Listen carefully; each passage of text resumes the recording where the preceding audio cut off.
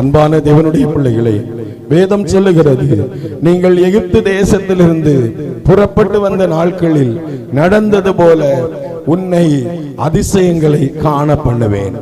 நான் ஆரம்பத்திலே இந்த தேவனுடைய வார்த்தையை பேசும்போது நான் சொல்ல இருந்தேன், நம்முடைய ஆண்டவர் அதிசயம் செய்கிறவர். நம்முடைய ஆண்டவர் எங்கெல்லாம் ஆண்டவர் அதிசயங்களை செய்தார் என்று சொல்லி வேதத்தை நாம் புரட்டி பார்க்கும்போது, எலியாவின் நாட்களில் அவர் அதிசயத்தை செய்தார். ஜனங்கள் எல்லாரும் பார்த்து கொண்டிருக்கும் போது ஒரு மனுஷன், எலியா என்று சொல்லுகிற ஒரு மனுஷன், எலியா என்று சொல்லுகிற ஒரு தீர்க்கதரிசி, அவர் சொல்லுகிறார், ஆபிரகாம், ஈசாக்கு, யாக்கோபின் தேவனே என்று சொல்லி நம்முடைய ஆண்டவரை அவர் கூப்பிடுகிறார். அவர் கூப்பிட்டு சொல்லுகிறார், ஆண்டவரே, இந்த நேரத்தில் நீர் ஒரு அற்புதத்தை செய்தால் மாத்திரம்தான் இந்த ஜனங்கள் கர்த்தரே தேவன் என்று, நீர் உண்மையான தெய்வம் என்பதையும், நீர் அதிசயங்களை செய்கிற தெய்வம் என்பதையும் உணர்வார்கள் என்று சொல்லி அவர் சத்தமாய் கூப்பிடுகிறார். ஒரு மனிதனுடைய சத்தத்தை கேட்டு அக்னியாய் அவர் இறங்கி வந்து ஜனங்கள் பார்க்கத்தக்க அற்புதத்தை செய்தவர். உன்னுடைய தனி ஜபத்திலே, உன் வீட்டிலே நெருக்கங்கள் வரும்போது கண்ணீரோடு நீங்கள், வேதனைகளோடு நீங்கள் ஆண்டவர் பாதத்தில் முழங்கால் படி போட்டு பாருங்கள்.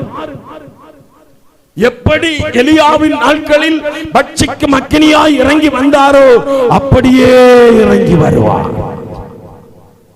அல்லேலூயா. அப்படியே இறங்கி வருவார். அப்படியே இறங்கி வந்து எதிரிகளை அவர் அழித்து நமக்கு ஒரு விடுதலையை தரதான் நம்முடைய ஜீவனுள்ள ஆண்டவர். அடுத்து நாம் பார்க்கும்போது, தானியேலின் புஸ்தகத்தை படித்து பார்க்கும்போது, அங்கே சாத்ராக், மேஷாக், ஆபேத்நேகோவுக்கு அற்புதம் செய்தார். அவர்களுக்கு முன்பாக தீச்சூளை வைக்கப்பட்டிருந்தது. அவர்களை தூக்கி தீச்சுளையிலே போடும்படியாய் அங்கே உத்தரவு வந்தது ராஜாவிடத்திலிருந்து. இந்த நாட்களில் இருக்கிற ராஜாக்கள் போல அல்ல. அந்த நாட்களில் கடுமையான சட்டங்கள். ராஜா ஒரு வார்த்தை சொன்னால் சொன்னதுதான், அதை மாற்ற முடியாது. ஆனால் ஜெபம் அந்த உத்தரவை மாற்றி இருக்கிறது. அல்லேலூயா. கையை உயர்த்தி சொல்லுங்க.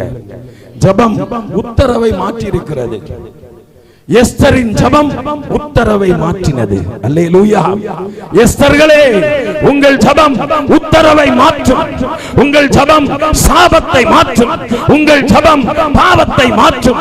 உங்கள் ஜெபம் பிசாசை மாற்றும். உங்கள் ஜெபம் தரித்திரத்தை மாற்றும்.